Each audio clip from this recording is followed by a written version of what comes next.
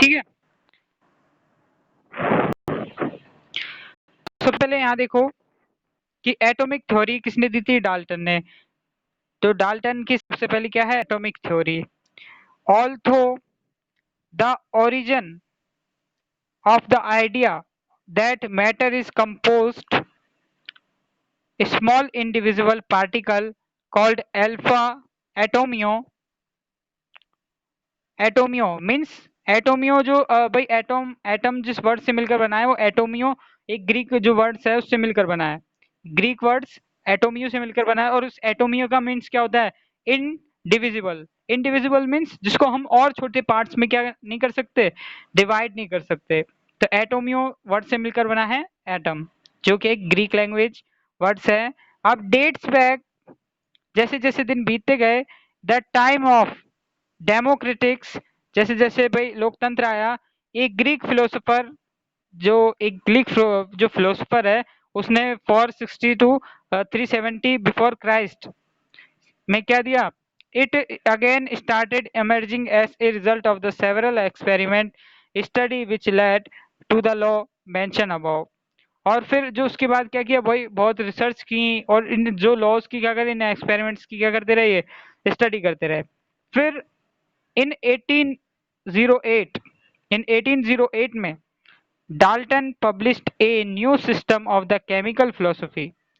जो chemical philosophy है, जो रासायनिक भूत परिकल्पनाएं हैं, तो उनमें उन्होंने एक न्यू सिस्टम क्या है, एक एटॉमिक थ्योरी से एक न्यू सिस्टम लाए वो।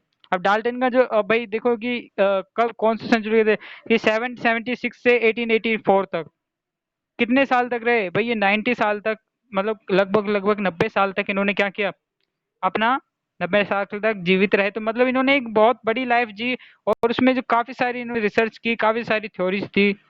ओके, अब बात करते हैं कि विच ही प्रपोज द फॉलोइंग, जिनमें से कुछ ये हैं, कौन कौन से हैं, कि भाई मैटर कंसिस्ट इंडिविजिबल एटम, कि कोई पदार्थ कंसिस्ट इंडिविजिबल एटम, जो पदार्थ का जो सबसे छोटा कण क्या है, इंडिविजिबल होता है और उसे हम क्या कहते हैं, एटम या परमाणु कहते हैं। फिर इसके बाद बात करें कि all atoms of A given elements have identical properties, कि किसी भी तत्व का जो एटम होता है छोटे से छोटा, उसकी एक आइडेंटिकल प्रॉपर्टीज होती है, उसका एक कुछ पर्टिकुलर क्या होता है, एक यूनिक कैरेक्टर होता है, जैसे हाइड्रोजन का है और ऑक्सीजन का है। तो इनका जो एक एटम होगा, इनका क्या होगा, एक स्पेसिफिक कैरेक्टर होगा। जैसे भाई H2 गैस अगर निकलती है तो पॉप साउंड करके निकलती है ना। तो और जैसे नाइट्रोजन गैस निकलती है तो बुलबुले के साथ निकलती है। तो और भी कई जैसे अलग अलग इनके कैरेक्टर होते हैं। तो हाइड्रोजन के कैरेक्टर्स अलग हैं और ऐसे अलग अलग इनके क्या है, फीचर्स अलग अलग है। अब इंक्लूडिंग आइडेंटिकल मास, और जो एटम्स होते हैं उनका जो आइडेंटिकल मास भी क्या होता है, अलग अलग होता है। अब बात करें कि atoms of different elements differ in mass, जो अलग अलग एटम होंगे उनका जो भाई जो मास होगा, वेट्स होगा, वो भी क्या होगा, अलग अलग होगा। फिर इसके बाद बात करते हैं कि the compounds are formed when atoms of different elements combined in a fix ratio. जब एटम्स को, जब हम डिफरेंट जो भाई डिफरेंट एलिमेंट्स के डिफरेंट एटम्स को जब हम कंबाइन करते हैं एक फिक्स रेशियो में, अगर हम उनको मिलाते हैं, जैसे दो हाइड्रोजन के, भाई बात करें, दो हाइड्रोजन के मॉलिक्यूल ले लिए और एक ऑक्सीजन का मॉलिक्यूल ले लिया, तो मिलके क्या बनाएंगे, H2O का फॉर्मेशन करेंगे। तो इस प्रकार से एक जो अलग अलग एलिमेंट्स के जो एटम्स हैं उनको एक फिक्स रेशियो में लेकर, हम क्या कर सकते हैं, एक कंपाउंड का फॉर्मेशन कर सकते हैं।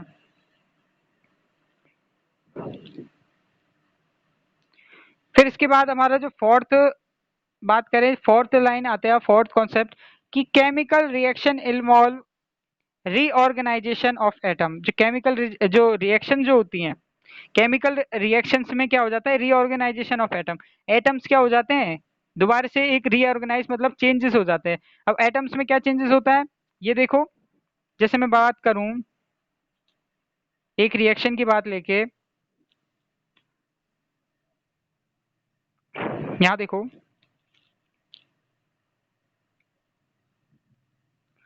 मैंने लिया HCl,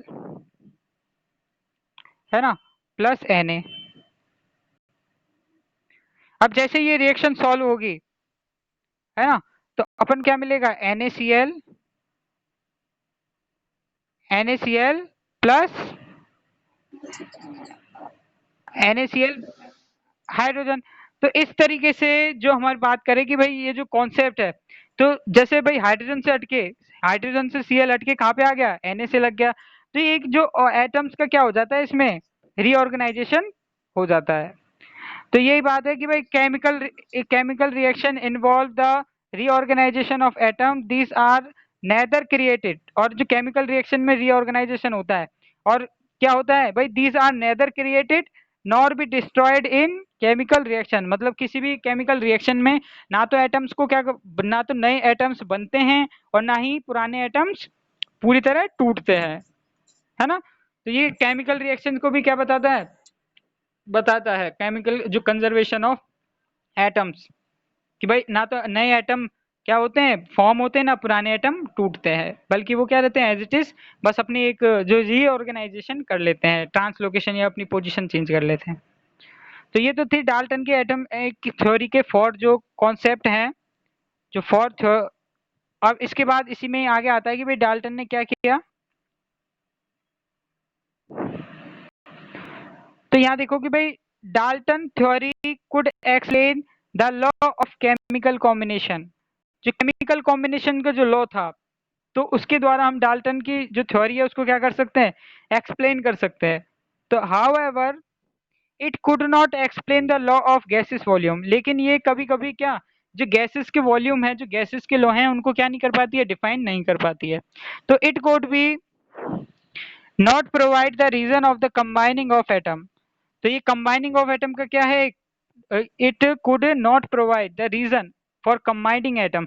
जो एटम्स कंबाइन होते हैं उसकी रीजन को क्या होती है, ये नहीं बताती है। तो ये किसका ड्रॉबैक हो गया, डाल्टन की एटॉमिक थ्योरी का क्या है, ये ड्रॉबैक है कि भाई ये क्या करती है, however it could not explain the law of gases volume. तो एक फर्स्ट ड्रॉबैक तो ये हो गया, और सेकंड ड्रॉबैक ये हो गया कि it could not provide the reason for the combining of atom. भाई ये कोई भी एटम्स कंबाइन कैसे होते हैं, तो ये उस रीजन को नहीं दे पाता है। अब which was answer later by the other scientist, जिसे बाद में क्या अदर साइंटिस्ट द्वारा बताया गया। तो फिर अब ये तो था हमारा जो डाल्टन की एटॉमिक थ्योरी। अब इस डाल्टन की एटॉमिक थ्योरी में मोस्टली जो भाई जो छोटी छोटी चीजें हैं, तो वो हमको इसमें से क्या करनी पड़ेगी, कैच करनी पड़ेगी। भाई डाल्टन एटॉमिक थ्योरी क्या है, डाल्टन ने कौन कौन से पोस्टुलेट दिए हैं, जो फोर पोस्टुलेट्स हैं उसके, तो वो सब चीजें हमको क्या होनी चाहिए, इसमें पता होनी चाहिए। फिर इसके बाद अब अपना नेक्स्ट जो टॉपिक स्टार्ट होता है, नेक्स्ट टॉपिक है एटॉमिक एंड मॉलिक्यूलर मासेस। भाई एटॉमिक और मॉलिक्यूलर मासेस क्या है, तो इसके बारे में हम देख रहे हैं कि भाई after having some idea about the terms of atom and molecules, जब हमारे पास कुछ आइडिया है किसके बारे में, टर्म्स एटम्स और मॉलिक्यूल्स के बारे में, तो it appropriate here to understand what do you mean by atomic and molecular masses. जब हमारे पास भाई जैसे डाल्टन ने बता दिया भाई एटम्स होता है, मॉलिक्यूल्स होता है, तो फिर क्या आया आइडिया अबाउट, जैसे जब हम एटम्स और मॉलिक्यूल्स जैसे पद से परिचित हुए, इन जैसे टर्म हमने पढ़े, तो हमको क्या हुआ, फिर हमको ये उत्सुकता बढ़ी कि भाई व्हाट कि appropriate here to understand what do we mean by the atomic and the molecular mass. तो फिर एटॉमिक और मॉलिक्यूलर मासेस क्या होंगे, तो ये भी क्या हमको जानने की हमने कोशिश की। तो अब इसकी एटॉमिक एंड मॉलिक्यूलर मासेस की क्या पढ़ेंगे, हम डेफिनेशन पढ़ेंगे इसमें। और आगे तो एटॉमिक और मॉलिक्यूलर, तो फर्स्ट हम एटॉमिक मास है, वो जो हमारा पूरा कॉन्सेप्ट है, इसको हम दोबारा से अच्छी तरह से स्टडी करेंगे। तो आज का हमारा टॉपिक था, आज का हमारा टॉपिक इतना ही था कि भाई एटॉमिक और मॉलिक्यूलर मासेस क्या है।